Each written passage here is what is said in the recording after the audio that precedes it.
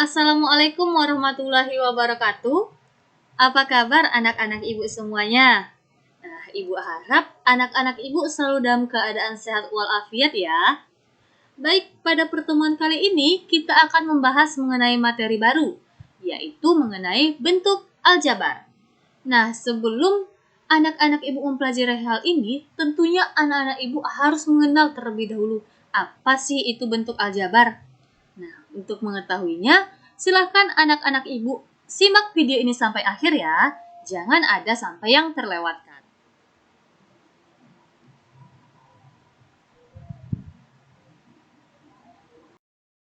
Pada awal video ini, ibu mempunyai suatu percakapan nih. Nah, silakan anak-anak ibu simak percakapan ini dengan baik. Perhatikan percakapan yang ada berikut ini.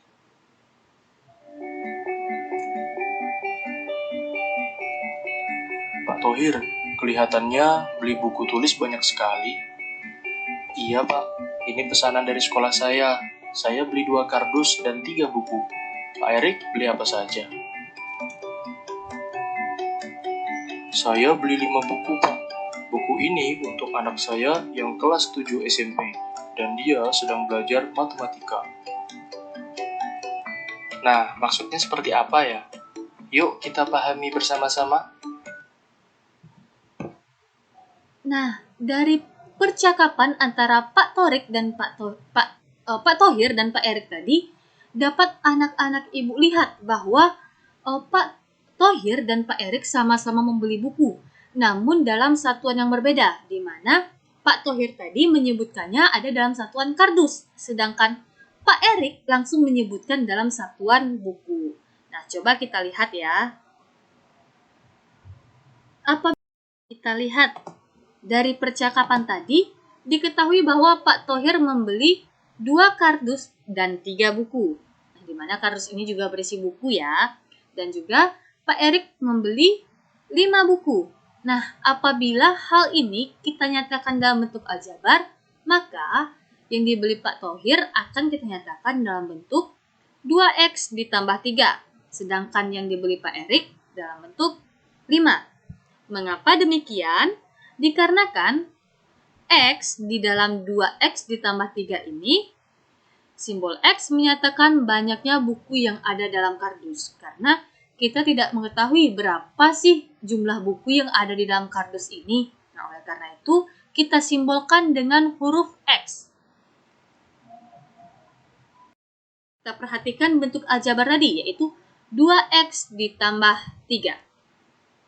Simbol X ini menyatakan banyak buku yang ada dalam kardus. Nah, apabila kita misalkan X itu adalah 10, atau kita misalkan banyak buku dalam satu kardus itu adalah 10, maka 2X ditambah 3 sama dengan 2 dikali 10 ditambah 3. Maka akan sama dengan 20 ditambah 3. Sama dengan 23. Nah, apabila hal ini kita ilustrasikan, maka akan menjadi seperti ini. Ini adalah satu kardus, di mana satu kardus ini tadi kita misalkan berisi 10 buku. Itu 1, 2, 3, 4, 5, 6, 7, 8, 9, dan 10. Nah, tadi kita ingat Pak Thohir membelinya ada berapa kardus? Ada 2 kardus, ini baru 1 kardus. Maka kita tambah 1 kardus lagi. Ini jumlah buku dalam kardus ini adalah 10 tadi. Ya, tambah 1 kardus lagi. Di mana 1 kardus ini jumlah bukunya juga sama, yaitu 10. Nih, jumlah bukunya 10. Maka 2 kardus ini berarti 10 ditambah 10. Maka jumlah buku dalam 2 kardus ini adalah 20. Kemudian tadi kita ingat Pak Thohir membeli 2 kardus buku dan 3 buku. Berarti kita tambah 3 buku. Nah, maka menjadi 10 ditambah 10 ditambah 3. Hasilnya adalah 23 buku. Arti simbol X tersebut bisa mewakili sebarang bilangan. Nah, kita kasih contoh lagi. Nah, X tersebut kita misalkan dengan 14. Atau banyaknya buku dalam satu kardus tersebut, kita misalkan dengan 14. Maka 2X ditambah 3 akan sama dengan 2 dikali 14 ditambah 3. Sama dengan 28 ditambah 3. Ini kita misalkan satu kardus tadi. Nah, satu kardus ini tadi terdiri dari 14 buku. Kita misalkan tadi ya di sini, jika X sama dengan 14 atau dalam satu kardus ini ada 14 buku, maka 1, 2, 3, 4, 5, 6, 7, 8, 9, 10, 11, 12, 13, dan 14. Nah, ini ada 14 buku. Ini baru satu kardus, tadi ada 2 kardus. Maka kita tambah satu kardus lagi, yang jumlah bukunya dalam satu kardus itu juga 14. Maka kalau 2 kardus ini menjadi 14 ditambah 14, yaitu 28. Itu baru 2 kardus. Pak Thohir juga membeli 3 buku tadi. Maka kita tambahkan 3 buku. Arti kita tambah 3 berarti menjadi 14 ditambah 14 ditambah 3. Menjadi 31. Nah, dari sini dapat kita simpulkan bahwa nilai pada bentuk aljabar di atas, yaitu bentuk aljabarnya tadi adalah 2x ditambah 3, ini bergantung pada nilai x. Nah, kita lihat tadi apabila nilai x-nya adalah 10, maka bentuk aljabar ini hasilnya akan menjadi 23. Namun apabila nilai x-nya adalah 14, maka menjadi 31. Oleh karena itu, nilai pada bentuk aljabarnya bergantung pada nilai x untuk bentuk aljabar yang ini. Kita lanjutkan. Coba kita lihat bentuk aljabar ini lagi, yaitu 2x ditambah 3. Adapun unsur-unsur pada bentuk aljabar ini yaitu terdiri dari suku, koefisien, variabel, dan juga konstanta. Nah, untuk mengetahui mengenai unsur-unsur pada aljabar ini, silakan anak-anak ibu simak video ini selanjutnya. Lihat kembali bentuk 2x ditambah 3. Nah, 2x ini kita sebut sebagai suku. Dan 3 ini kita sebut juga sebagai suku. Nah, pemisah antar suku ini dapat berupa penjumlahan ataupun dapat berupa pengurangan atau selisih. Kemudian 2x ditambah 3 ini kita sebut sebagai suku 2 atau binomial. Mengapa demikian? Karena ia terdiri dari 2 suku, yaitu 2x dan juga 3. Sedangkan apabila terdiri dari satu suku, misalnya seperti x saja, atau 2 saja, atau 2x saja, atau yang lainnya, itu disebut sebagai suku 1 atau monomial. Dan apabila terdiri dari 3 suku, contohnya seperti 2x ditambah 3y ditambah 7, itu disebut sebagai suku 3 atau trinomial. Nah, untuk bentuk aljabar yang tersusun atas lebih dari 3 suku dinamakan polinomial. Contohnya seperti apa sih, Bu? Nah, contohnya yaitu 2x ditambah 3y ditambah 7z ditambah 9. Ini kan terdiri dari 4 suku. Berarti ini kita sebut sebagai polinomial karena ia lebih dari 3 suku. Contoh lainnya yaitu 9a ditambah 3ab ditambah 7b ditambah 5c dikurang 6. Ini juga terdiri dari lebih dari 3 suku. Maka kita sebut juga sebagai polinomial. Selanjutnya, kita baru membahas mengenai suku. Ini tadi kita sebut sebagai suku, 2x ini, dan juga 3 ini kita sebut sebagai suku. Lantas bagaimana sih koefisien, variabel, dan konstanta? Nah, perhatikan yang Ibu arahkan ini, yaitu 2x ditambah 3. Koefisien dari 2x yaitu 2. Sedangkan x ini adalah variabelnya. Dan 3 adalah sebagai konstanta. Nah, apa yang anak-anak ibu dapat simpulkan dari pernyataan ini? Dapat kita simpulkan bahwa koefisien merupakan angka yang ada di depan variabel. Kita lihat tadi contohnya, koefisien dari 2x adalah 2. Arti 2 ini sebagai koefisien yang terletak di depan x yang sebagai variabelnya. Lantas variabel itu apa sih, Bu? Nah, variabel merupakan simbol yang biasanya dilambangkan dengan huruf kecil, seperti A, B, C, dan seterusnya sampai dengan Z. Berarti, pada bentuk aljabar ini, variabelnya kita menggunakan huruf X. Selanjutnya, konstanta. Konstanta merupakan angka yang tidak mempunyai variabel atau berdiri sendiri. Nah, coba kita lihat angka 3 ini. Angka 3 ini tidak ada variabel di belakangnya. Dan dia hanya berdiri sendiri. Atau kita sebut sebagai jomblo. Nah, itulah yang kita sebut sebagai konstanta. Nah, agar anak-anak ibu lebih memahami mengenai suku, koefisien, variabel, dan konstanta, silakan anak-anak ibu simak contoh soal berikut ini. Di mana contoh soalnya berbunyi, tentukanlah suku, koefisien, variabel, dan konstanta dari bentuk-bentuk aljabar berikut ini. Yang pertama yaitu negatif 5x. Nah, negatif 5x ini kita sebut sebagai suku satu atau monomial. Mengapa demikian? Hal ini dikarenakan ia hanya terdiri dari satu suku.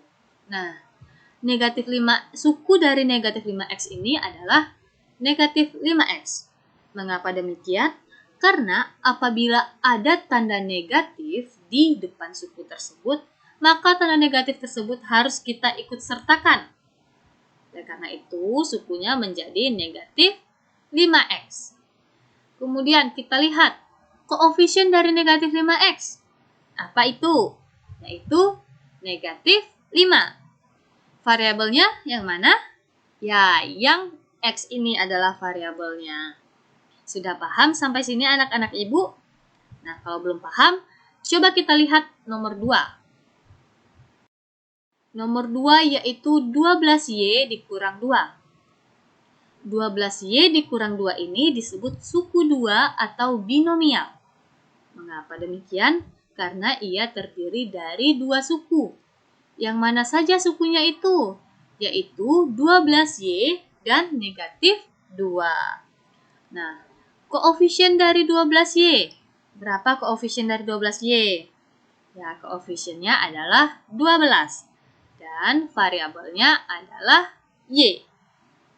Kemudian, konstantanya adalah negatif 2. Mengapa negatif 2? Karena seperti yang telah Ibu sebutkan tadi, bahwa tanda negatif pada suku itu harus kita ikut sertakan.